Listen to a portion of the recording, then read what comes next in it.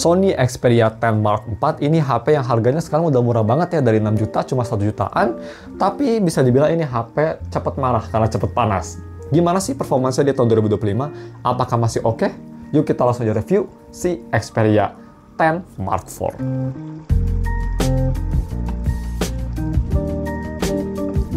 Halo guys, nama gue Staff dari StaffTech dan mari kita langsung aja review si HP lucu kayak iPhone 5C ini, si mini compact Sony Xperia 10 Mark IV.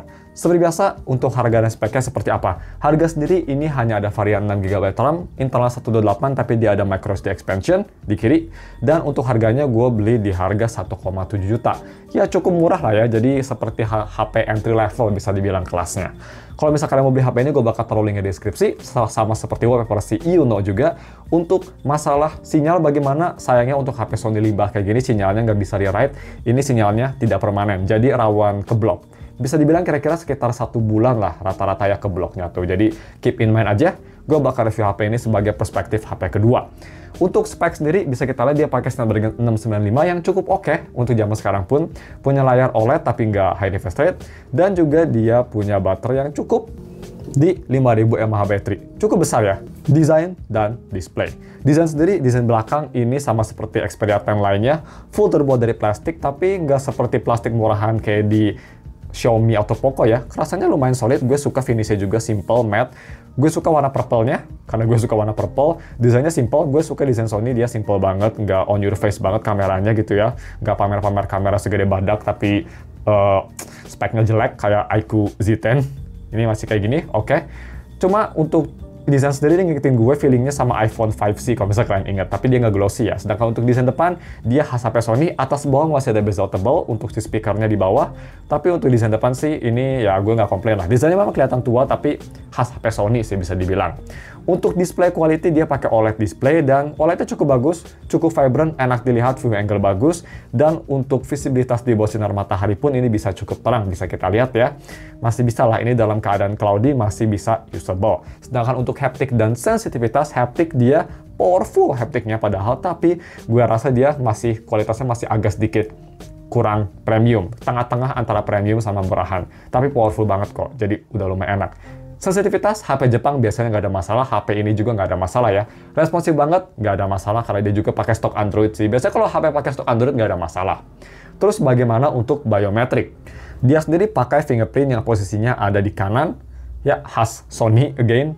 Kecepatannya bukannya paling cepat karena chipsetnya lambat juga dan UI-nya juga seperti itu, bisa kita lihat. Butuh waktu sekitar 1 detik atau 1 detik lebih untuk ngebuka, tapi at least ini tradisional fingerprint, jadi kerasannya tuh cepat dan reliable lah, nggak ada masalah. Audio quality. Nah, audio quality sendiri ini dia salah satu selling point terbesar, cocok buat MP3 player. Kenapa? Karena dia ada headphone jack.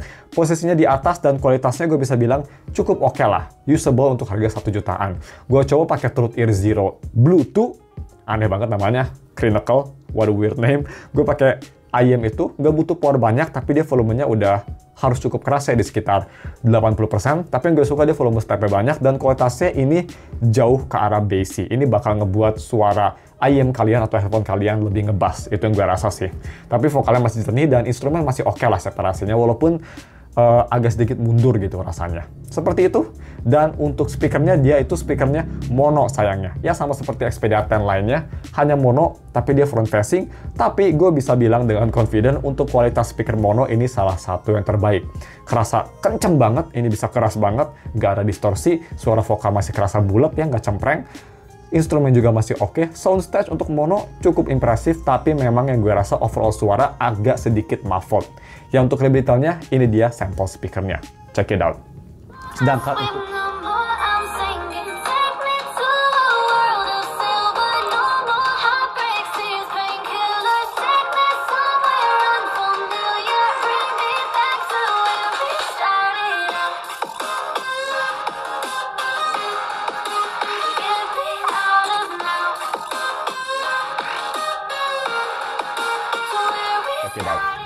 Sedangkan untuk kamera quality, ini again star of the show. Kamera kualitinya menurut gue di harga 1 jutaan paling versatile dan paling bagus sih menurut gue.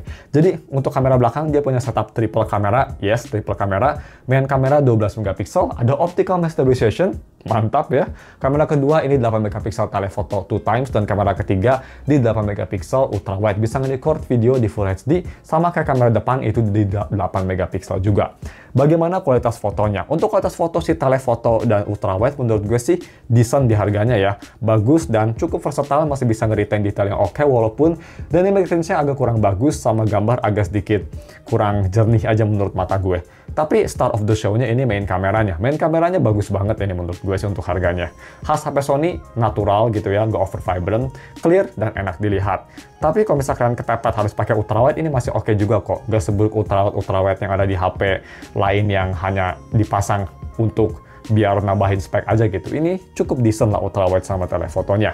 Sedangkan untuk selfie, bisa kita lihat foto selfie juga cukup oke, detail cukup bagus, natural, nggak ada smoothing karena ini HP Sony. Tapi memang untuk selfie sih, overall quality masih agak kurang menurut gue.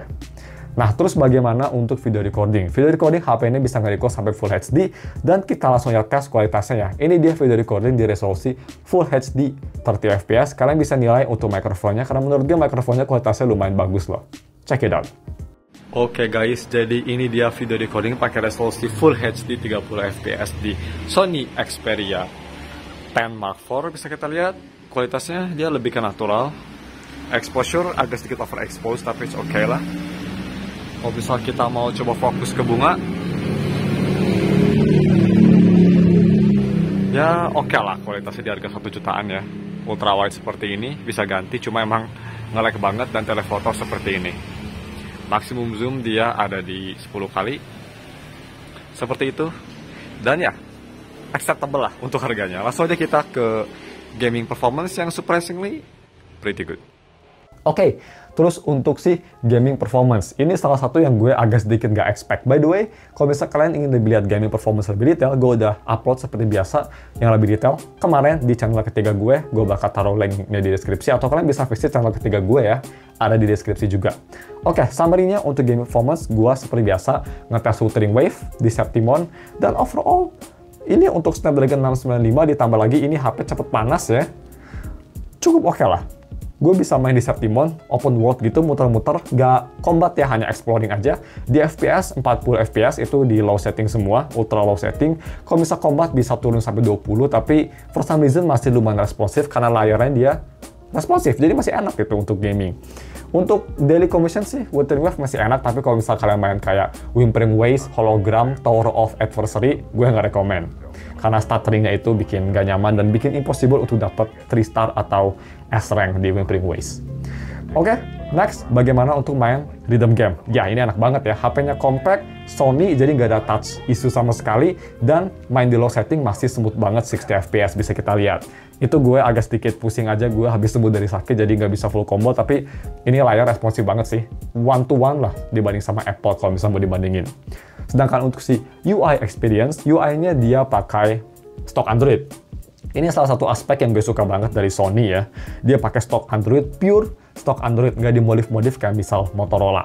Kalau misalnya kita mau ke setting, ini juga salah satu HP Sony limbah Jepang yang softwarenya lumayan baru. Dia ada di Android 14, jadi nggak tua-tua banget ya. Yang artinya, kalau misal kalian pakai HP ini, longevity-nya atau software supportnya gitu ya, untuk aplikasi masih lumayan lama lah, karena Android 14 mungkin obsolete-nya masih kayak 4 tahun lagi, mungkin masih lama lah gitu. Jadi overall masih oke, dan dia performance juga.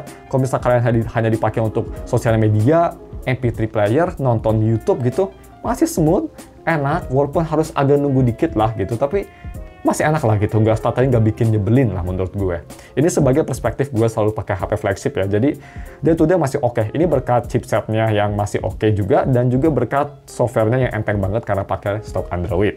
Sedangkan untuk DRM info, kalau misalnya kita ke DRM info, di sini dia sudah di Wi-Fi L1, tapi sayangnya dia nggak support Wide Color Game Mode ataupun HDR sama sekali. Jadi ya ini memang layar OLED-nya tuh layar OLED kasta rendah ya menurut gue. Oke, cuma segitu aja videonya, dan sebelum kita tutup videonya, kita bahas yang terakhir, yaitu battery life-nya.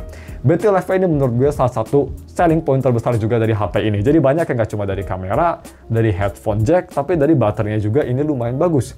Ini untuk HP segede Menel, baterainya 5000 mAh battery, dan bisa tahan lama banget. Kalau misalnya kalian lihat light usage ya, hanya pemakaian enteng banget, atau hanya pakai ini sebagai HP kedua untuk MP3 player, bisa tahan 3-4 hari, karena dia awet banget standby-nya juga. Kalau misalnya dipakai lumayan berat, bisa lah 1,5-2 hari. Screen on time sendiri ini bisa sampai 9-10 jam. Awet banget baterainya. Kemarin gua tes gaming performance di HP ini aja, gua main sekitar 25 menit, hanya berkurang 6% dari 100 ke 94. Jadi lumayan irit baterainya. Karena chipsetnya juga ini nggak power hungry banget. Lumayan bagus ya. Untuk fast charging dia hanya bisa 20 watt, tapi jadi harus sabar. Oke, sebelum kita tutup videonya, kita bahas kelemahannya. Kelemahan dari HP ini sebenarnya menurut gue sih hanya 2 aja. Yang pertama dari si chipsetnya, atau bukan chipsetnya tapi heat management HP-nya. Ini HP cepat panas ya. Jadi kalau misal kita pakai nge-record video kelamaan, dia bakal kepanasan terus bakal force quit. Yap, buat kalian yang nanya, bang kira-kira HP ini kalau misal panas bakal nggak bisa buka kamera, bakal dan lumayan cepat. Kalau misal kalian multitasking, HP-nya anget gitu, dia langsung nggak mau launching kamera. Sensitif banget, itu sih yang gue kurang suka. Dan yang kedua, yang pastinya dari emailnya. Emailnya ini bukan permanen, jadi yang pastinya ini bakal jadi HP kedua aja ya. Karena kalau untuk HP utama, tiba-tiba keblok, kalian bakal pusing sendiri. Gue rekomendasi sebagai HP kedua aja. Tapi untuk HP kedua ini sih, konklusinya menurut gue perfect banget ya. Kenapa bagus untuk HP kedua? Karena pertama, baterainya kuat. Kalau misalkan kepepet ingin main game berat pun, dia masih bisa gitu untuk daily commission. Kameranya juga oke banget. Ada NFC. Terus bodinya compact, enteng, tinggal dimasukin tas, nggak bakal kerasa kayak bawa barang-barang yang berat gitu. Nice. Itu sih kenapa ini menurut gue bagus banget untuk HP kedua, dan juga dari harganya yang cuma 1,7 jutaan. Karena ini HP kedua, mau keblok pun sinyalnya, kalian juga nggak bakal peduli ya kalau kayak gitu. Jadi itu dia konklusi gue. Kalau misalnya kalian mau beli HP ini atau ingin wallpaper, you know gue bakal taruh semua linknya di deskripsi. Thank you for watching, dan kita ketemu lagi minggu depan untuk video review lainnya. Goodbye.